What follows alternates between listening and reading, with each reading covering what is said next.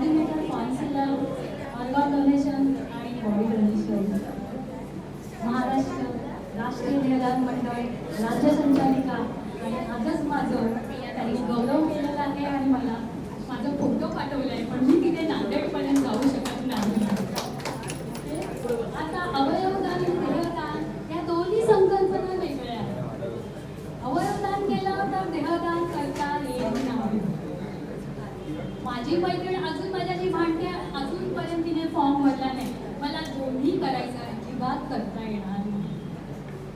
जेव्हा अवयवदान तुम्हाला करायचं असेल तेव्हा तुमचा मृत्यू ICU युनिटमध्ये ब्रेन डेड डिक्लेअर केल्यावरच तुम्हाला अवयवदान करता येतो.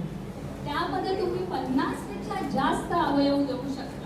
मेन अवयव तुम्हाला माहिती आहे, हृदय, लिव्हर, किडनी, फुफ्फुस असे 8 प्रकारचे अवयव मेन आहेत. आणि नंतर बोट, हेअर. आता गेल्याच डिसेंबरमध्ये मी पाटील मॅडमचं हेअर दान केलं. एवढे लॉंग केस होते सगळ्याचे. त्या म्हणतात मॅडम माझे केस मला ते दान करायचे, पण मी हेअर दान कधीच केलं नव्हतं. मग मी गुगलवर सगळं शोध केले आणि माझेच मित्र सावला सर त्या हेअर दान करतात. आणि हेअर दान कशाला करतो आपण? कॅन्सर पेशंटसाठी हेअर दान केलं. तर हेअर दान मी केलेलं आहे. आता हे करताना तुम्हाला जर मृत्यू आला, तुम्ही ब्रेन डेड आहे हे कसं ओळखलं जातं? जेव्हा गव्हर्नमेंटचे 4 डॉक्टर येतात आणि 6-6 तासाच्या अंतराने ॲप्निया टेस्ट घेतली जाते. ती ॲप्निया टेस्ट जर पॉझिटिव्ह आली तरच तुम्हाला अवयव दान करता येतं. नाही तर आता मी 5 मिनिटं तुमच्या सर्वांनी 5 मिनिटं देहदान कधी करता येतं? तुम्हाला नैसर्गिकरित्या जरी मृत्यू आला तर तुम्ही देहदान करू शकता. नाही तर आता प्लेग झाला असेल, HIV असेल, TB असेल किंवा जखमा झालेल्या असतील तुम्हाला तर देहदान करता येत नाही. आणि वजन तुमचं 80 किलोपेक्षा कमी असावं ते स्पष्ट करायचं, नाही तर उगाच तिकडून बॉडी परत येईल ना. घरी जेव्हा देहदान झालं नैसर्गिकरित्या तर डॉक्टरांची कॉस्ट सर्टिफिकेट घ्यायची आणि ती कॉस्ट सर्टिफिकेट सिव्हिल हॉस्पिटलला द्यायची. सिव्हिल हॉस्पिटल काय करतं? ती कॉस्ट सर्टिफिकेट बघतं आणि तुम्हाला ते की या 6 तासाच्या आत जेवून या. आणि त्या 6 तासाच्या आत तुम्हाला आय डोनेट करायचं असेल तर नेत्रपिढीला बोलवा, स्किन बँकला बोलवा. नेत्रपिढी तुमच्या जवळच असते. त्याची जर एक ठाण्याला एक असते. मी किती सांगते मॅडम?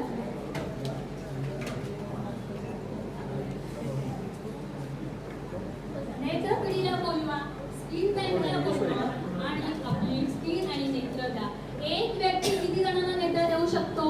6 जणांना. किती? 6 जणांना. आम्हाला ते आता मी नायर हॉस्पिटलमध्ये गेलो तेव्हा त्या रिसर्चमध्ये समजलं की तुम्ही 6 जणांना डोळे देऊ शकता. आता मृत्यूनंतर आपले डोळे अवयव देह जाळण्यापेक्षा नेत्र दिलेला काय वाईटो? तुम्ही जसं हे आता जग बघताय तर ते पण त्यांना पण बघू द्या ना. 60 लाख लोक काय आहे? अंध आहे. त्याच्यातले 12 वर्षाखालील मुलं आहे ती 40% आहे. मग अशांना तुम्ही आपण जाता का होईना तर नेत्र द्या. आता स्किन द्यायची. स्किन ही काही कॉस्मेटिकसाठी उपयोगी केली जात नाही. तुम्हाला जेव्हा आपल्या भारतात अपघात, भाजणं असं खूप प्रकारचं असतं. त्याच्यामुळे काय होतं, त्यांना ज्या वेदना होतात त्या वेदनांना फक्त ती स्किन आच्छादन म्हणून दिली जाते आणि आपली स्किन नॅचरल वाढते. मी आयोली केशवानी सरांकडे गेली. केशवानी सरांनी मला इंटरव्ह्यू, त्यांचा पर्सनल इंटरव्ह्यू मला घ्यायचा होता, पण ते 4 तास ओपीडीमध्ये होते. मॅडम तुम्ही जायचं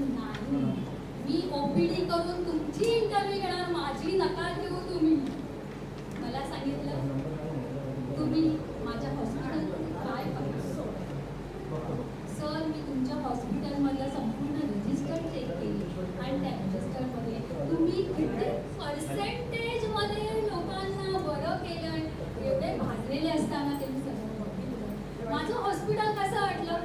सर तुमचं हॉस्पिटल खूप छान आहे, पण तुम्ही मला तिथे थांबवलं आणि तुमचा मला वेळ दिला, हाच मला महत्त्वाचा वाटलाय सर. आणि त्यांनी मला फोटो काढला, माझा फोटो त्यांनी ऑनलाईन टाकला.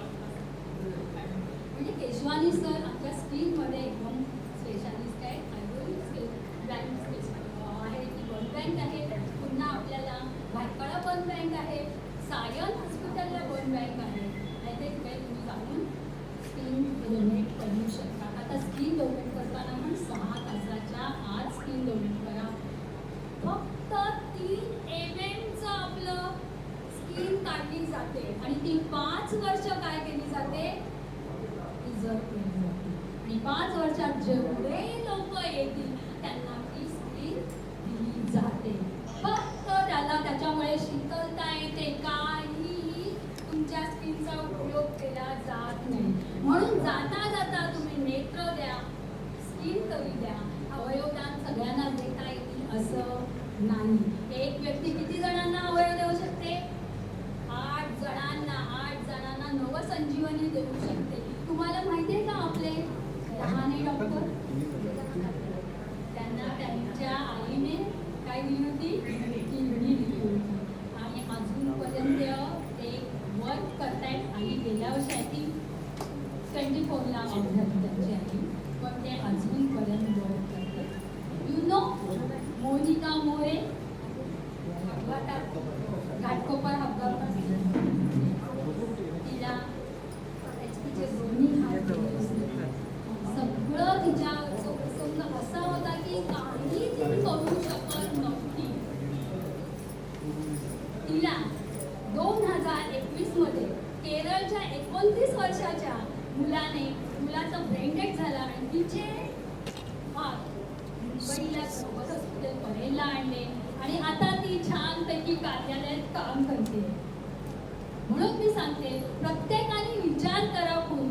आपल्या मृत्यूनंतर आपलं शरीर जाळण्यापेक्षा, अग्नी देण्यापेक्षा, दफन करण्यापेक्षा तुम्ही आपल्या अवयवांचा उपयोग करा आणि प्रत्येकाला नवसंजीवनी द्या अशी माझी इच्छा आहे. जाता जाता एकच सांगते, असता अनास्था आणि अंधश्रद्धा याचं तुम्ही काय करा, होळी करा आणि माझ्या चळवळीत सगळ्यांनी भाग घ्यावा अशी माझी इच्छा आहे. तसंच जसं काही मला योगेश मांजरेकर मदत करते, मिसेस आपली माधुरी मदत करते आणि अजून मी 8 जणांना तयार केले मुलींमध्ये आणि त्या प्रत्येक विषयावर बोलतात. स्किनवर वेगळी बोलते, आयवर वेगळी बोलते, अवयवदानावर वेगळी बोलते आणि त्या नसतील तर वन मॅन शो माझा असतो. ओके, तर प्रत्येकाने ह्याचा विचार करावा. माझ्याकडे फॉर्म आहे, ते फॉर्म तुम्हाला हवे असतील तर घ्या. हे बॉडी डोनेशनचे फॉर्म आहे. त्याला तुम्हाला 3 फोटो द्यायला लागतात आणि 1 आधार कार्डाची झेरॉक्स कॉपी द्यायला लागते. तुमचा कार्ड तुमच्या घरापर्यंत आणण्याचं काम तुम्ही करणार. आणि एक वेबसाईट आहे, त्या वेबसाईटवर आपल्याला